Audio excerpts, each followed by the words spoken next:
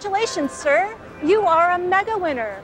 You've just won 2 mega jackpots for a total of $28,400. It's much more than these quarters. Call for help. Oh, well, that's what I'm here for. Let me get you a bigger bucket.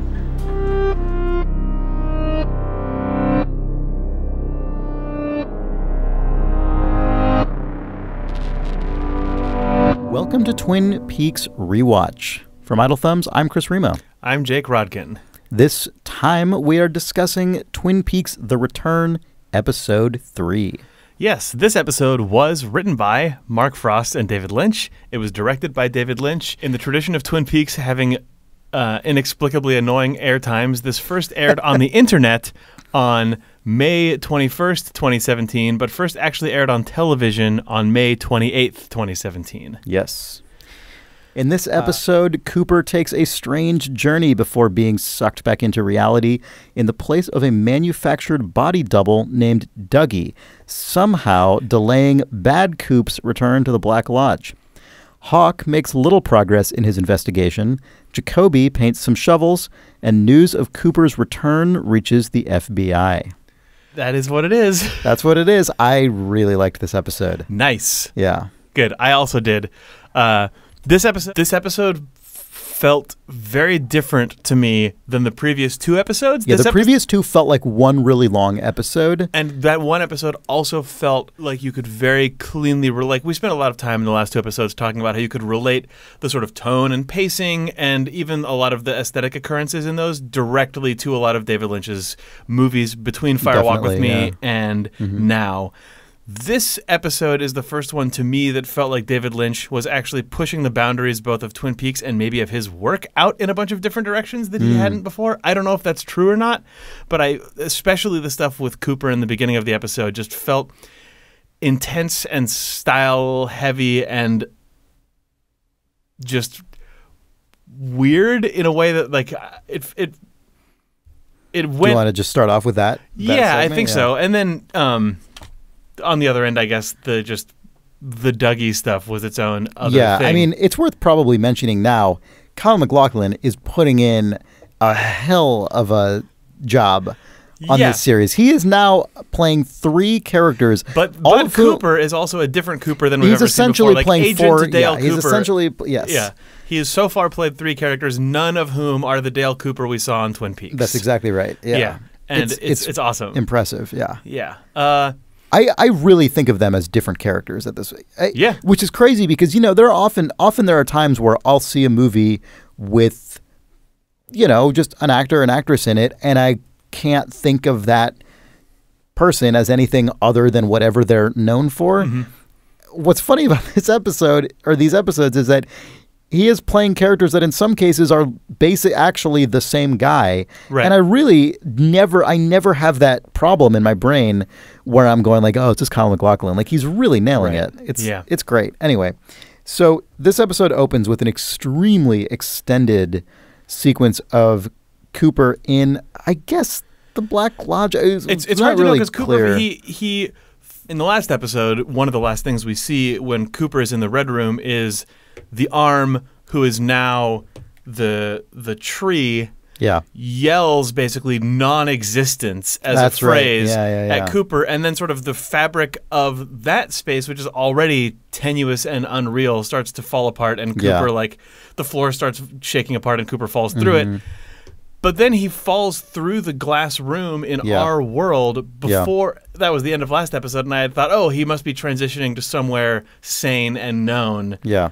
But maybe the fact that he was sort of crushed in and out of existence again by the weird, so it felt like he was in the glass box. Yeah. Then the box compressed him down to nothing. Yeah. And it almost felt like now seeing this episode, like maybe his that means of getting out was somehow rejected or something. But it felt like he was, whatever it actually means, it felt like he was pushed deeper than we've ever seen into the Black Lodge space. Into the nether world of this universe. Yeah. And I thought that the sequence with the sort of pseudo stop motion was really, really cool. Yeah, first though he sort of lands in what looks almost like a dumpster or something. It's like a balcony. It's like a cement balcony with this sort of pink cloud outside. Yeah, and then and then an ocean. And an ocean below, which was creepy but also kind of pastoral and sort of sci-fi ethereal. Mm-hmm. Yeah, then he walks into the room and that sequence happens that I suspect is probably a incredibly divisive sequence. Like there are probably people who were on the fence about Twin Peaks season 3 who will see the sequence with the woman with the sort of like stitched over eyes and it turning into almost like a stop motion or something evocative of like pre-studio like silent film experimentation or something where it's like where time and just either going, wow, this is exactly what I signed up for, or this is exactly what I feared that Twin Peaks was, and it has revealed itself to be that all along, goodbye. And I'm out. Yeah. Mm-hmm. Yeah. I liked it a lot. I thought it was. Too. I don't know what it means. I mean, what it felt like was totally unsettling and weird, but what it just was as an experience is literally unlike anything I've ever seen on television before. I know. I have to keep reminding myself this is still really unusual for television. Even in an era where it feels as though television has sort of been totally unshackled, Lynch is going way further out on a limb than even modern television typically does, and that's not. It's automatically good, obviously, or bad or anything, but it is definitely unusual. Yeah, I agree fully with that. Like even within the specifics of this sequence, from starting with, if you look at Cooper's entire journey out of the Red Room through the electrical outlet and onto the floor of Dougie's apartment. Yeah. It's a series of vignettes, not all of which totally clicked for me, but all of which were things that I personally had not really seen on television, especially not in this context, not in the context that isn't here's some things people were doing in the 70s with film. Yeah. And the thing that I thought about when I sort of came out the other side of this sequence along with Cooper, I guess, although I still had my shoes on, was the Red Room and the Black Lodge as elements of Twin Peaks are things that I've been taking for granted at this point. Like when you first see that stuff in episode 3 of the first season, really good point. When Cooper has his dream and there's the statues and the backwards talking and all that stuff, it was so crazy. And I mean, if you read Reflections, the Oral History of Twin Peaks book, or just like talk to people who saw it at the time, it was just like, what am I even seeing coming out of my TV set? And now we live in a 25 years post Twin Peaks world with Simpsons parodies and SNL parodies and even Twin Peaks itself. We went through the first 2 episodes and it was like, absolutely, man, you know, like when Sheryl Lee showed up as Laura Palmer, that was really affecting and surprising because it was literally a retread of that scene. It like sort of re-crispened that feeling in the moment. But the other stuff, when Coop's talking to Mike and talking to the tree, it's kind of just like, okay, we're getting information from these characters. And this was like, this is the sort of 2017 version of Twin Peaks successfully just challenging the shit of you and your expectations of what's on TV, and also I think challenging itself to try and actually push those boundaries. And like I said, and like you said, it's completely subjective as to whether or not it succeeds at what it's attempting to do, or if it succeeds to the viewer. Yeah, but I think episode 3 succeeds at Twin Peaks asserting itself as this is a show that will change the sorts of things that are actually coming out of your television in your home. Yes. I definitely agree. I mean, I probably could have stood for like 20% less of both the weird Black Lodge stuff or whatever it is and the sort of early Dougie stuff. Yeah. But I don't know. That seems like a pointless quibble to make. Yeah. So do we want to actually talk through the contents of Cooper's journey? Because there's some stuff in there just from I think just like if there's stuff you want to call out as notable. I mean, I think there are sort of factual things that are notable, even if we have no clue what they mean. Yeah, there's little sort of plot and concrete object dots. Well, aside from just the aesthetics of this entire thing, I think we should just generally talk about the aesthetics of this. Like it starts with that sort of pink space, then goes into the just sort of dark, weird, stuttered room that kind of felt like a strange living room / office, whatever. Then into that sort of like 70s lounge space almost, which might have been the same room. You mean but at the was, end? Yeah, Yeah. but was like I couldn't completely tell different. if it was the same set or not. With in between that, a journey up into a little like metal Into spaceship space, that really did feel like something out of a silent movie or something. Like it felt It like really did. It felt like Journey to the Moon or Yeah, something. yeah. Yeah, where it was set. It was makes no bones about Yeah. it being set on a stage. Yeah, like a, all of those sequences. Like we've talked in the first couple episodes about like Lynch kind of asserting his aesthetic and compositional like unreal proclivities, I guess, into this. This was just like you're going to get a bunch of weird David Lynch short films back to back, and they're kind of sequential. Oh, that was actually another thing that I was thinking about with this episode. It reminded me of a thing that we talked about when we rewatched the really early season 1, when David Lynch said that a thing that was interesting to him about Twin Peaks and about doing a television show, I think he was talking about this in the context of commercial breaks and the structure of TV, was every scene he could treat like a short film. He could write every time it cuts to a new character arc or cuts to a commercial, it was an opportunity to start, middle, and end a short scene, and he sort of saw Twin Peaks as a series of short films.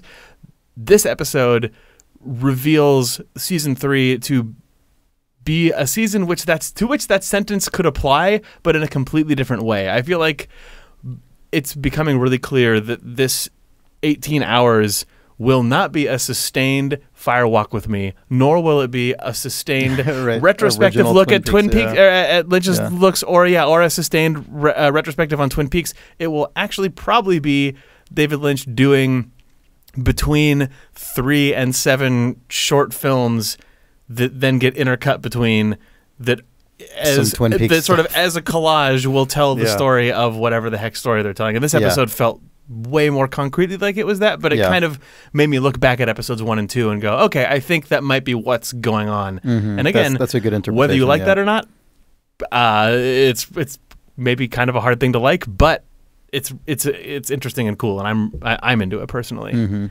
Yeah, that's really interesting because the non Kyle MacLachlan core Twin Peaks character stuff is pretty much, I mean, is very much in the style of how those characters interacted and how those scenes were set up in the original Twin Peaks. But those are a minority of the screen time, at least so far, and everything bookending them feels like new explorations. It's also made me wonder if, as the sort of at least the early part of the season seems to increasingly be revealing itself to be about the journey of Special Agent Dale Cooper going from his imprisonment / whatever it was for 25 years in the Red Room to like what is his journey out and back into reality, if Lynch and Frost are trying to have all these little story vignettes represent not just the plot contents, but the stylistic contents and the pacing and everything represent all the different phases of his journey. And like at a certain point, is Agent Cooper going to get barfed back into Twin Peaks,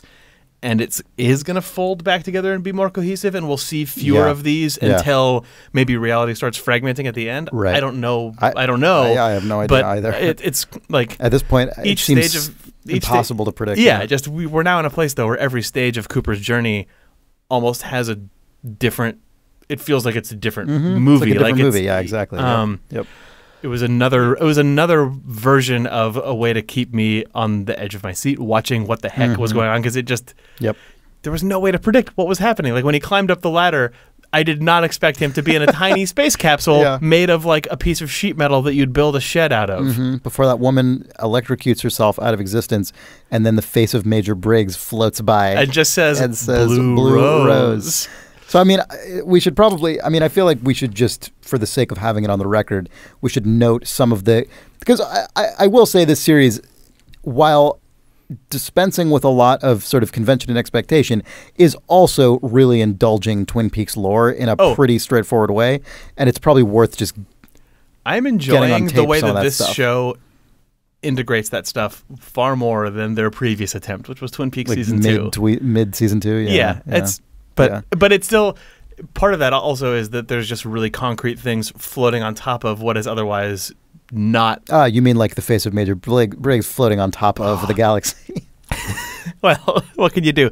Yeah, there's those. There's the panels, the circuit, the big sort of plug panels. One of them said 3, and one of them said 15, which combined are the number of Cooper's room in the Great Northern, which we remember we're reminded of because she pulls the key out of his pocket. Yep.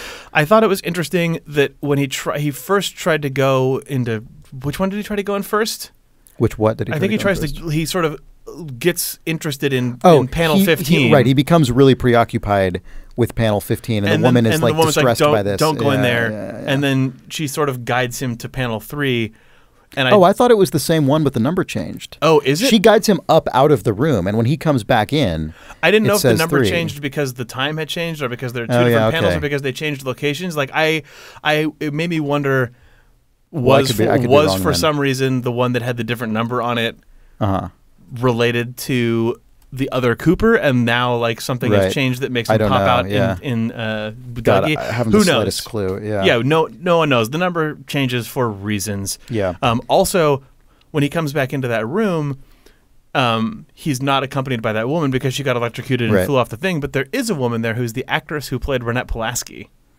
Oh, I couldn't place it. Yeah, that's Renette Pulaski. She's in the credits as just, I think, American Girl or something very anonymous, which then is like... Oh, that's interesting. Was it American Woman? Because it might be. I only say that because the song that accompanies Cooper's Mercedes-Benz, like, sort of rolling up to the crew in episode 1 is a song called American Woman that is slowed down like 500% or something. Maybe it was that. I didn't write down in my notes what her credit is. She's not credited as Renette Pulaski, which then is like, is that because it's not Renette Pulaski? Is that like her sort of like Black Lodge spirit name? Is it just Cooper projecting a face onto a form? Who knows? But either way, that's really interesting, though. Yeah, he sort of has vision/encounters with Renette Pulaski and Major Briggs in this space. Yeah. And her watch says 253 on it, which was the number the Giant says to Cooper in, I don't remember if it was episode 1 or 2. Okay. Which is also seemed to be the appointed time at which Bad Cooper was supposed to return. Clock stopped briefly on that time, and then when Cooper went through he was like clearly waiting for it, and he knew that was the time he had to avoid. Yeah. Even though it was a cheesy video effect, I was very glad that Frost and Lynch figured out a way to get Major Briggs, to get that actor in the series, even if it was just for an archival blip of footage from, I guess, Fire Walk With Me, was it? I don't know when he says Blue Rose. I don't know. Yeah. Maybe that's from a missing piece, but it was nice. Yeah. I agree. It was outrageous and ridiculous and seemed good. Why would you not want it? Yep. Was there anything else you wanted to I mean, I guess we pretty much talked up to the point that he gets sucked into the...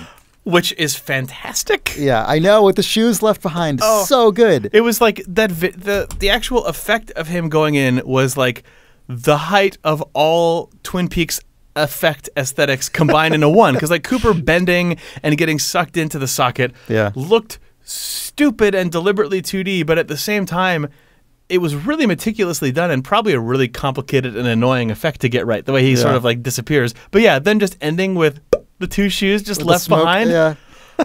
Ridiculous. Yep. Like that goofy sight gag at the end of what was like an impenetrable, like impossibly prolonged and difficult to watch sequence ending with just the goofiest goof. Which then just sets up like... I mean, I also enjoy it because it sets up such a ridiculous, like, situation. I wonder, Dougie somehow left his shoes behind, but for different reasons. Like, it seems like he just wasn't wearing them. He just hadn't put them on. No, that was Cooper. No. Oh, you mean that when he disappeared... Cooper lands at Dougie's apartment, and then Dougie, even though that was an empty like show house that was for sale, right? That's Dougie true. just had his shoes weren't. He just hadn't put them on yet. Very conveniently. Weird property of getting sucked in or out of the Black Lodge. Shoes remain. Yeah. Surely not consistent with any other Twin Peaks content to date. Who cares? Fuck it. Well, it might just be the way Cooper left and knocked his shoes off. Conveniently, Dougie hadn't yet put his shoes on, so they were there. That's probably actually the case. But whatever, irrelevant. I was really happy that... Super good. I mean, do you want to talk about the Dougie thing? Yeah, I mean... Just specifically before we talk about Cooper himself back in the real world? Yeah, well, and maybe we should talk about the character you've been referring to as Bad Coop. Yeah. Well, let's talk about that then. Because that's pretty self-contained. I think we can sort of run all of those arcs up to the convergence point. Yeah. When everyone starts vomiting Garmin Boza, I assume. Yeah. Garmin Bozia. Yes. Yeah, I think that's what that is. Yes. I could never get the G and the B in the correct order. Garmin Bozia. So Bad Coop is clearly trying to, seemingly successfully executing a weird plan involving a manufactured body double. Yeah. The creation of a third Cooper vessel equivalent, whatever. Yeah. So, and somehow what that means, because that character is clearly supposed to be older than 25 years old. Yeah. Who knows? So who knows what that means? Who knows by what means that happened? Yeah. But it seemed like after watching this episode, it made me think that when the arm says the phrase non-existence out loud and Cooper gets shaken out of the lodge, I don't know if that was like the moment that Dougie existed in time or what something was detected, but it seems like something. So you think that that the Jade character was implanted with memory? She clearly has known him longer than. Her name is Jade? Oh, yeah. You didn't catch that? No. Yeah. Her name is Jade. That's a character from Invitation to Love. Oh, it's a very clearly a different person, but that is. Yeah. Yep. No, good. Yep. Wow. Uh-huh. Yeah, the thing I just postulated is garbage and came from nowhere and has no business being on the podcast it felt like the imbalance was somehow detected or the moment for it to be resolved happened right then. I assumed the non-existence thing had to do with the fact that this is actually the moment at which something is supposed to happen. Yeah. But beyond that. But whatever. Yeah. No one could have predicted that there's a Dougie. Yeah. But anyway, Bad Coop. Maybe every 2 episodes we'll get a new Kyle MacLachlan character, in addition to all the other ones also there. And he'll have to completely change how he plays one of them. So anyway, there's this whole sequence with Jade and Dougie. I thought you wanted to talk about Coop. Oh, sorry, Bad Coop. You're right. So there's not all that much, I guess, really. But he's just driving like a madman, which is where we last saw him when Cooper was looking through the curtains in episode 2. Yeah, he keeps looking at his cigarette lighter, which is notable because it seems like that's where he's expecting. There's electricity comes from there, smoke. Both, I sort of thought that when Cooper was sucking through the outlet in the Black Lodge. I know. I was thinking he was going to pop out of that, and it seems like Cooper on Earth is also if my plan. The implication seemed to be that that's probably what would have happened if his plan works. Nothing will happen come out of there. Yeah, exactly. But if his plan fails, he and Cooper are going to swap through that outlet. But instead, he went through the outlet in Dougie's house. Yeah. Yep. But yeah, Cooper. Agent Cooper, who we know coming through, seems to shake Bad Coop up in a major way. He totally crashes his car. Yeah. And then starts barfing uncontrollably. Mm-hmm. And I think that's the only... That's about it, yeah. There's police show up and are grossed out by the Garmin Bozia. Yeah. As you would be. Yes. Meanwhile, Rancho Rosa. Rancho Rosa is the name of the production company. I know. Do you know what that is? I actually haven't looked it up. I don't know. Yeah. It made me... It's also, the logo also has double R in it. Yes. The production logo starts with double R, or RR. Yep. Yeah. Meanwhile, in the Rancho Rosa housing development. Yeah. There's this whole... So the weird thing about the Dougie plot is that in addition... So it seems the existence of Dougie is already is already clearly a huge part of the story of Cooper and his return to our world and Bad Cooper's attempt to remain in our world. Obviously a big important element there, but there's also this other entire seeming plot line that it's unclear to me if it's related to that or not, which is the assassins attempting to murder him. Well, we have the assassins attempting to murder him. Last episode, we cut to Las Vegas for one scene as well, which seems like we're in Nevada at least. Oh, are we? Is that where this is? I imagine since they go to that casino and it's all set in the desert. That that's true. Yeah, you're right. We're not in Las Vegas. That's a good call. Or if we are, we're nearby. We're adjacent. Nearby. Yeah. My assumption, which is that those assassins were being paid by Cooper to kill Cooper. That's what I figured. By Bad Coop, you mean? Yeah, they're paid. That's what I figured as well, but I don't know. Who knows? Yeah, but it could also be that Dougie is in over his head for something we have no idea what it is. I think you're probably correct. And through an insane Mr. Magoo situation, which ends up basically being the entire role of Agent Cooper for the remainder of the episode. He evades being assassinated. Assassination by leaning over in the car. Yeah. And then the assassins say, "Oh well, he must still be in the house because his car is still there with the license plate Dougie Love." Oh, that's right. There's also just to like really drive home how many things this show constantly introduces all the time. There's also, and this means nothing, but I suspect it doesn't mean nothing. Across the street, there is a woman who I think we're supposed to take to be an addict of some sort, and who I assume is her son. Her son is watching these events unfold across the street through the window, and the woman yells the number 119. I'd wondered if for some, this was again, I feel ridiculous on this podcast sometimes, just postulating things that come to my mind because it's so hard to know what happens next. Yeah, there's not really anything to base assumptions on. No, other than 119 is 911 backwards, which is a code for emergency, and in the lodge everything is backwards. So I was like, is that just like? Oh, yeah, that's pretty good. Also, it's really rare that we see a single woman and a young child, other than the Tremonts, and that was like the weird Twin Peaks. It's a good that are just like down on their that are like down yeah.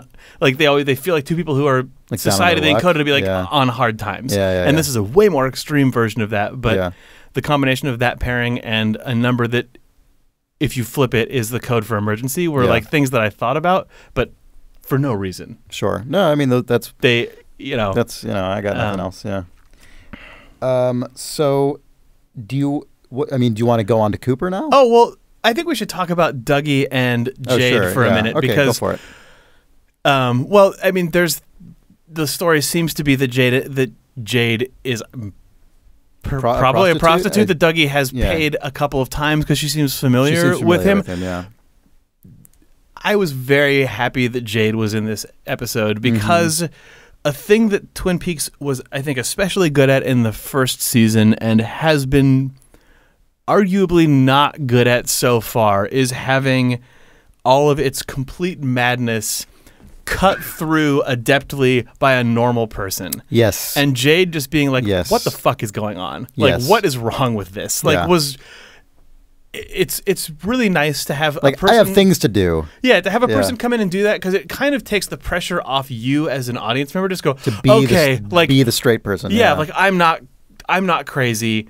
This you're enjoying it and watching it, but just being like, okay, the show knows that what it's doing is wild. Yes, and having her briefly be able to sort of be on your team is really good. But then also just I thought she did a good job of dealing with an insane situation, and then also just like and just the way that she took care of Agent Cooper, who she thought was Dougie. I thought was just she just did a good job. But like.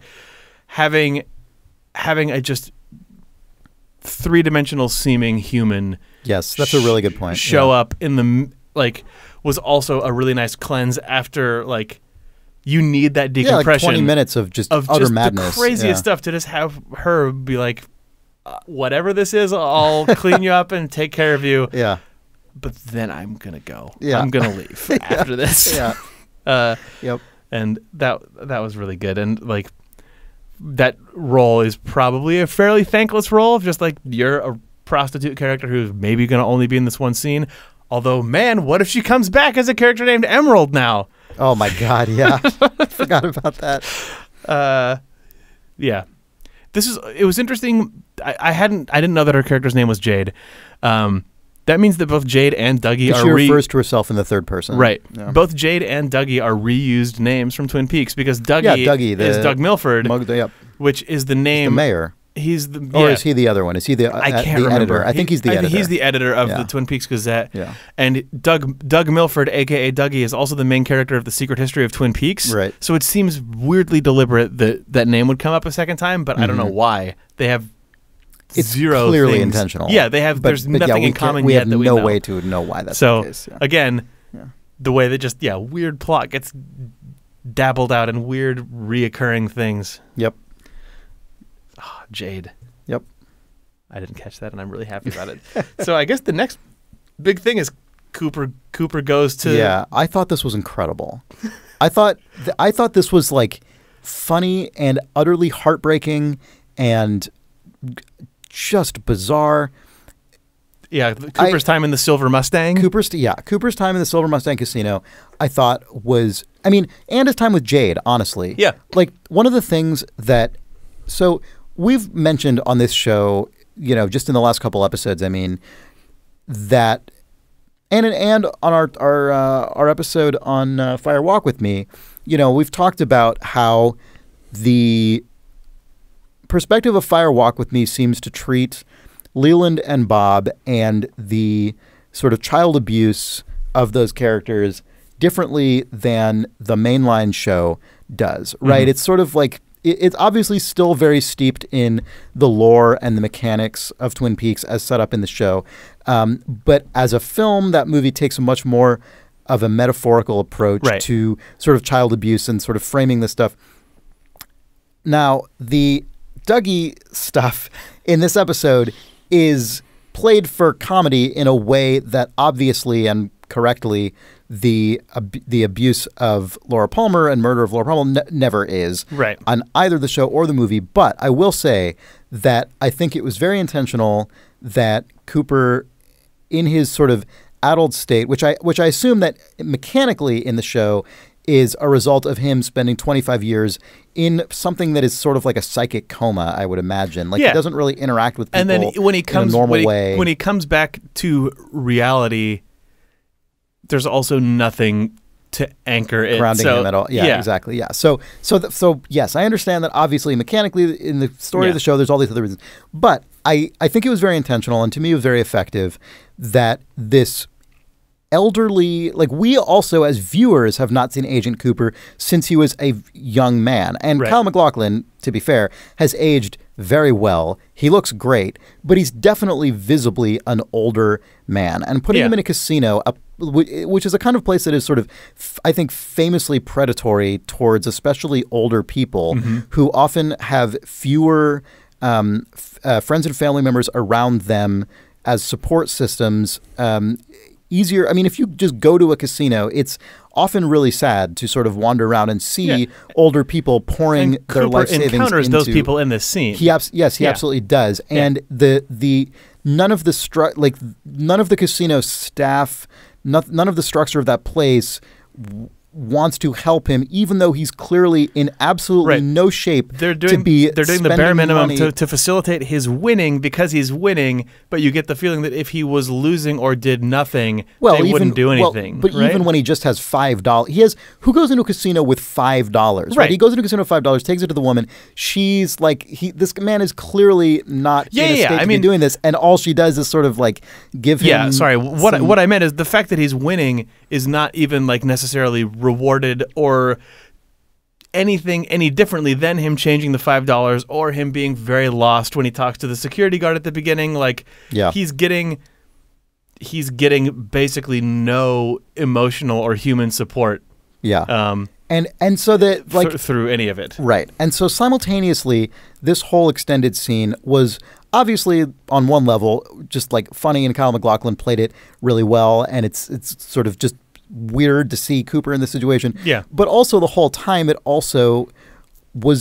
just felt very resonant. It felt like an older person not fully in command of his own faculties, not being given support, being sort of buffeted around an environment designed to basically prey on him.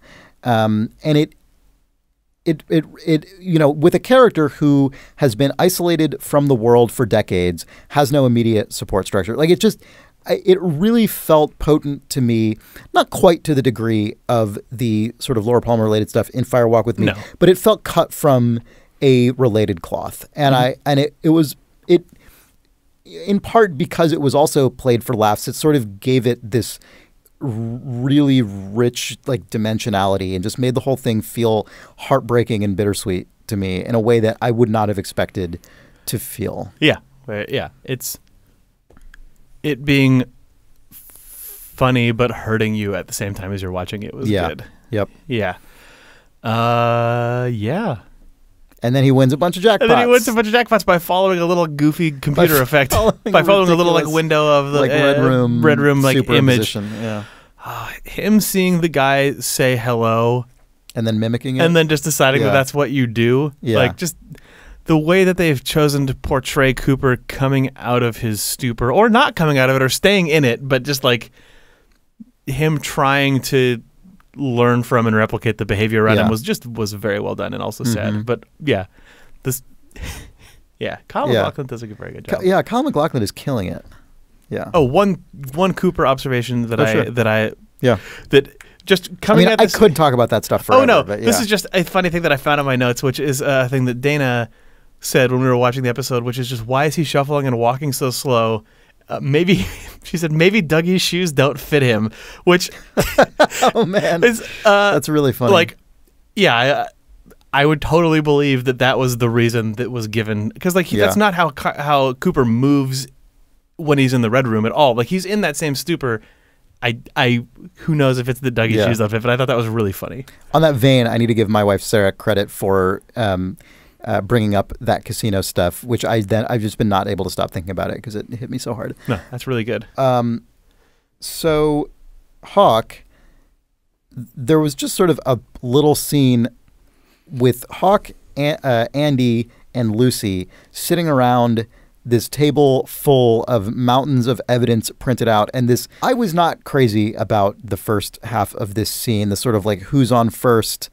Was anything missing? Oh, we can't find anything missing. Oh, if it was missing, it wouldn't be like, I'm starting to like already get pretty sick of the, like, remember how wacky like Andy and Lucy are? Because there's without any of the sort of Twin Peaks music or the sort of lightness that these actors played these characters with, like, it is so somber that when it's that dialogue, but they're also like acting like there's something that they can't remember that's evading them, and it's tragic. Like, that puts it in a weird light that is less fun. But it's not tragic-comic like the Cooper stuff. It just but it feels like they're acting like it is. Yeah, and I'm not really into it.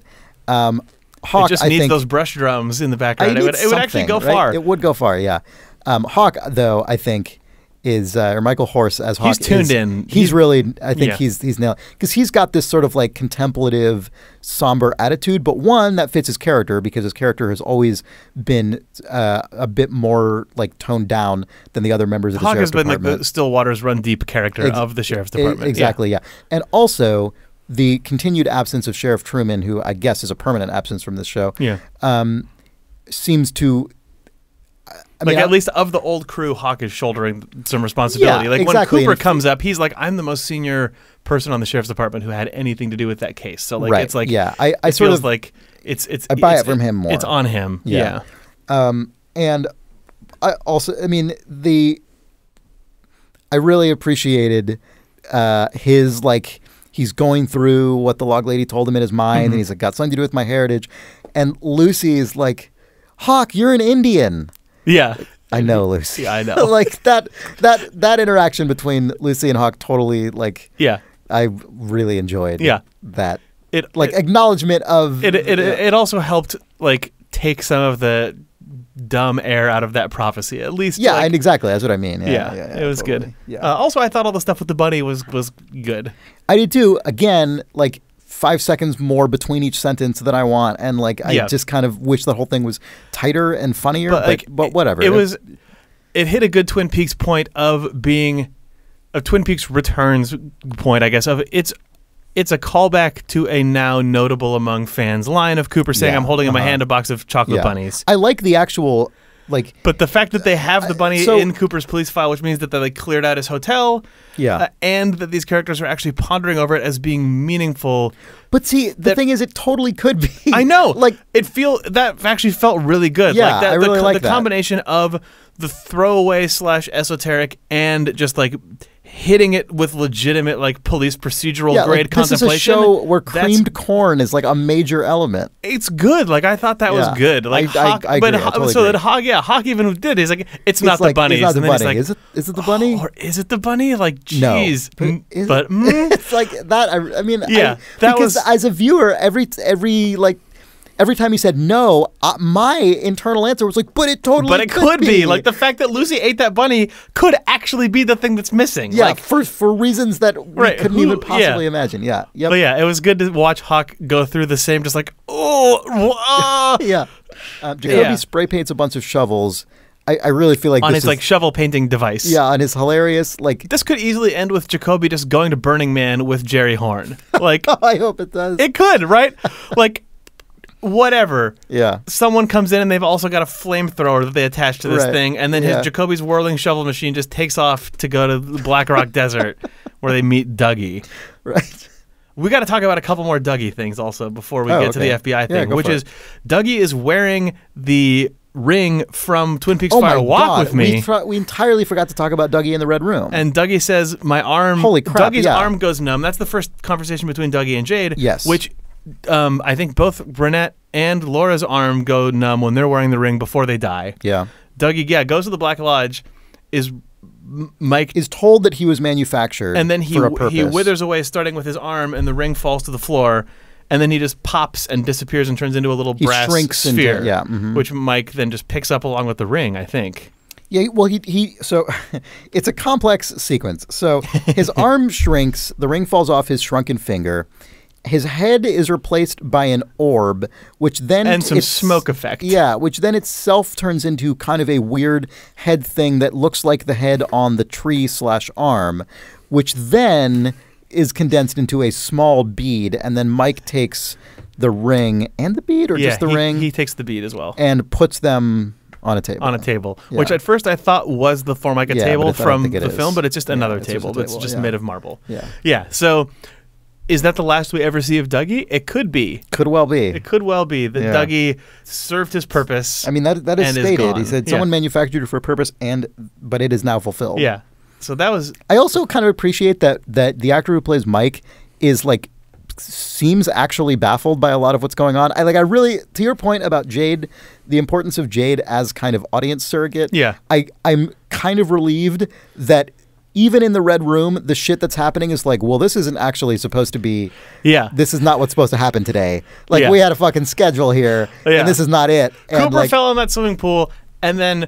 Where's Bob? It seems like, I mean, maybe that's not literally what they're expecting, but functionally... But it definitely feels like he's intentionally looking concerned about this, the way the actor's playing Mike. Yeah, he is. Like, this is not what was supposed to happen. Whatever was supposed to happen. Yeah. Not that a guy called Dougie shows up wearing the ring, shrinks away, and disappears. Yeah. I wonder if the fact that Dougie has the... I mean, the fact that Dougie has the ring is meaningful. I wonder if the actual... path of the ring will be known, because man, I can't remember who has the ring in the film.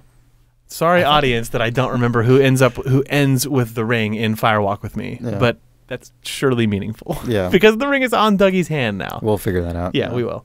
That was man. Thanks for pulling us back to that. People would have been furious. Yeah, because we talked about where like Bad Cooper. His arc went, and where Good Cooper's arc went, and where Dougie disappeared. But yeah, all of those paths cross in a bunch of directions, and the one we forgot was the trajectory that Dougie takes when he disappears and turns into an orb and a face and some smoke and a ring.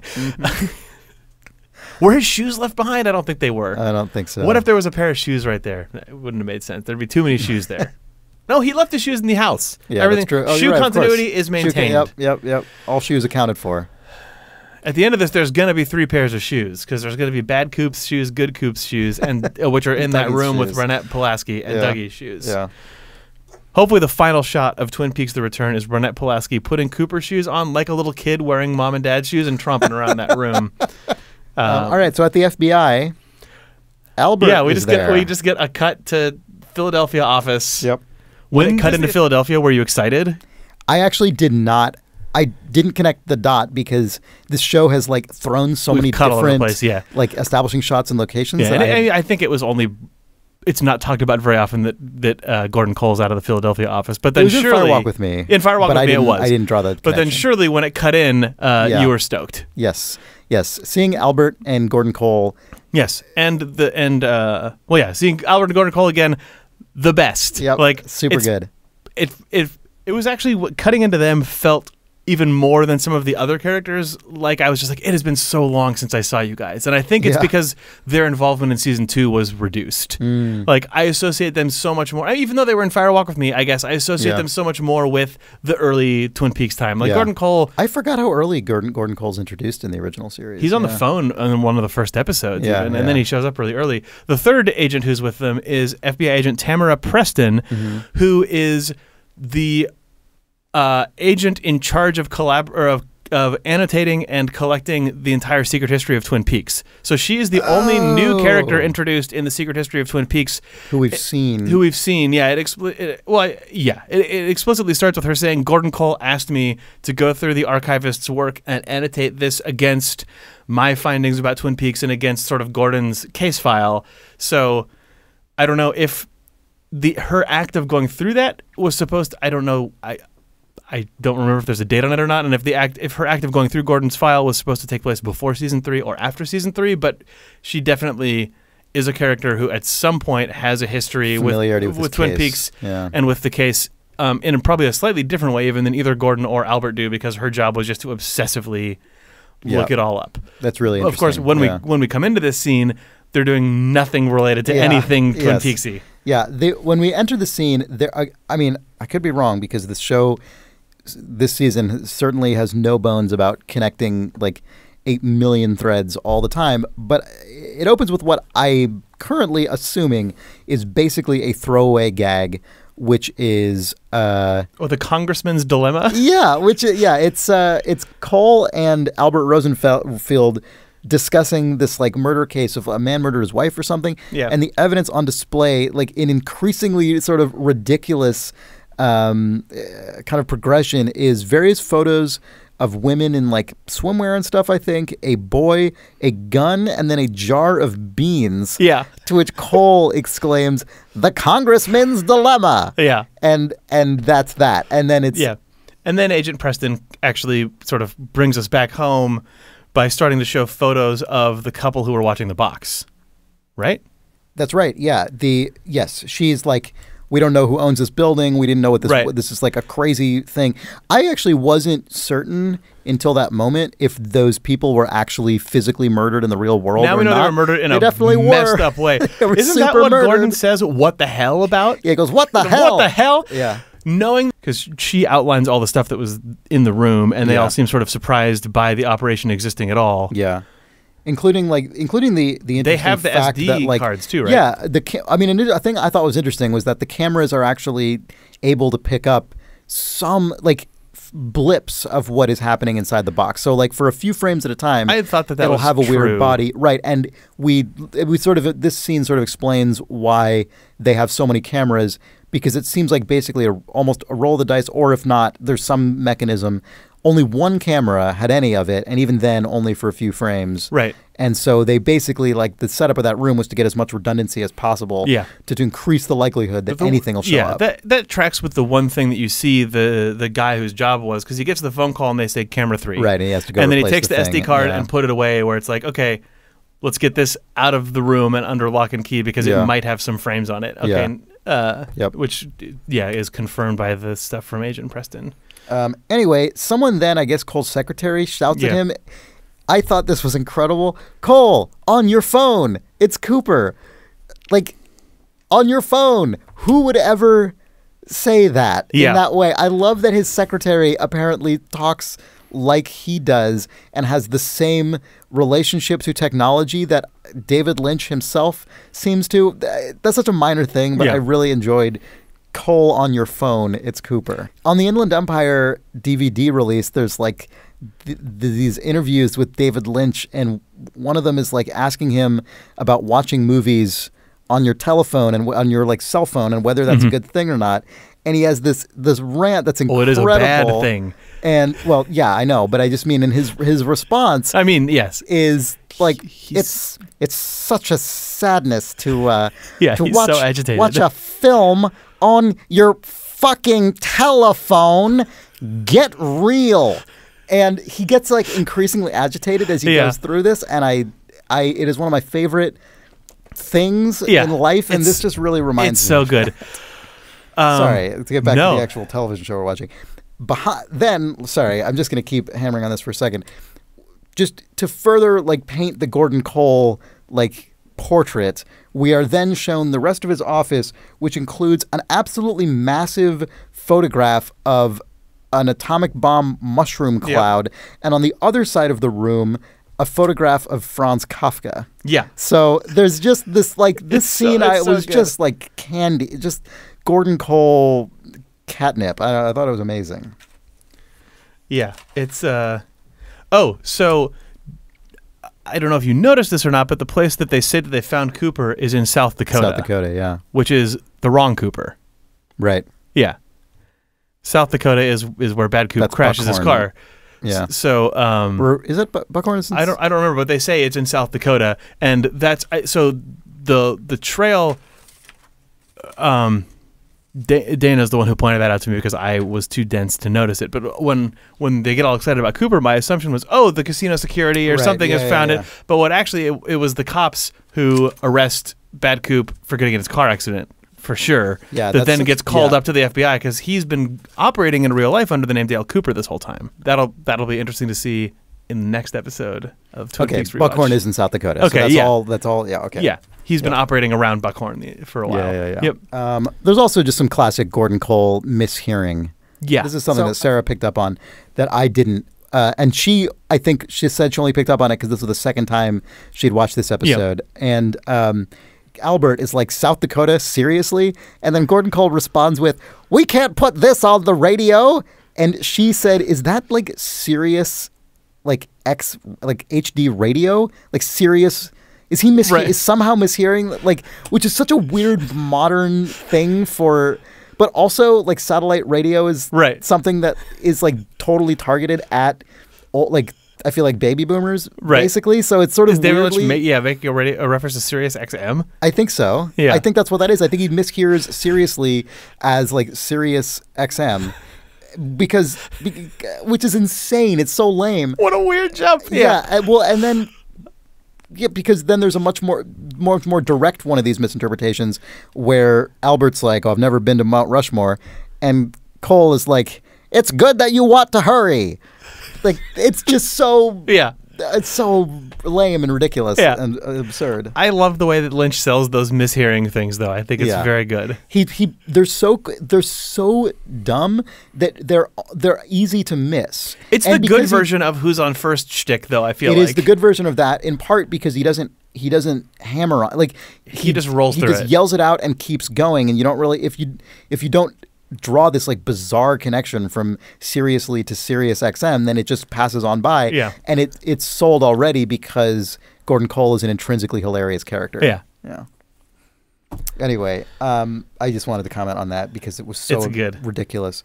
The episode ends in the Roadhouse as episode 1. Episode 2. Episode 2 also did. There are some regions and some versions of watching Twin Peaks episode 1 where they edited episode 1 and 2 into a continuous episode with no opening credit sequence. Also, I believe, interesting. Just to really make sure the numbering. Yeah, because I talked to some friends who watched it on some service or another who said, "Oh, I watched the first episode." Yeah, and they're like, it was 2 hours. It's like, oh, damn it. It does make more sense as a single 2-hour thing. It does. And it also makes sense that the way that episode has a different opening credits and doesn't end on the Roadhouse, but episodes 2 and 3, and I saw 4 and 4 does. I think the Roadhouse end is a consistent device that Lynch is employing. The only thing I have to say about this, and this applies to the previous time we were in the Roadhouse as well, it's notable to me, and this is not surprising given the approach to music in this season, it's notable to me that live performance is actually scored realistically as performance, whereas in the original run of Twin Peaks, pretty much every time characters were playing music live, whether it was a professional sort of singer or band at the Roadhouse, or whether it was Wyndham Earle on his flute, or Wyndham Earle, it's true, Wyndham Earle on his flute, or whether it was the teens playing their hilarious "You and I" song together. All of those, in every single case, the thing you were hearing was something that only could have been created in a studio. It was never diegetic. It was always of studio reverb applied to it. It was presented in the fiction as being created live, but was never played that way. And I'm not saying that like the Roadhouse is actually live recording. It may well not be. It may have been recorded separately and dubbed, but it was recorded as though it is actually musicians playing it, which is just not how the original Twin Peaks showed music. And I have no insight about that other than that in this series generally, Lynch seems to have a much more naturalistic approach towards a lot of the aesthetic, including that. And I just wanted to observe that. All right. Well, I guess that wraps it up. These have been long episodes. I guess these are actually long episodes of the show. Yeah. Like these episodes, because there's no commercial breaks, these are full hours, which is not how the original run of Twin Peaks was. And as a result, I don't think we have time for mail again this week, or this episode. Oh, I didn't even, But it's okay. I feel like the fact that that episode 1 and 2 and episode 3 and 4 are being aired back to back, and we're doing 2 episodes a week. It's all right. We'll do your thoughts on episodes 3 and 4 with our next episode, which will come out in the middle of this week.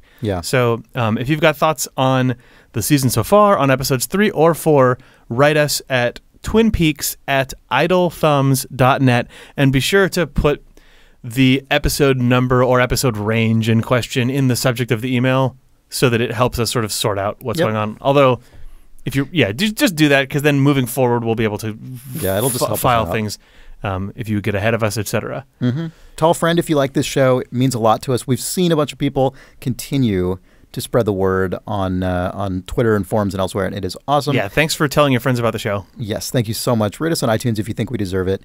Or, as it's known now to many people, Apple Podcasts. Oh, is it? Okay. It got renamed as just the Apple Podcasts app in a lot of places. But rate us in iTunes, Apple Podcasts, or your podcast listener / browser of choice that has reviews in it. Exactly.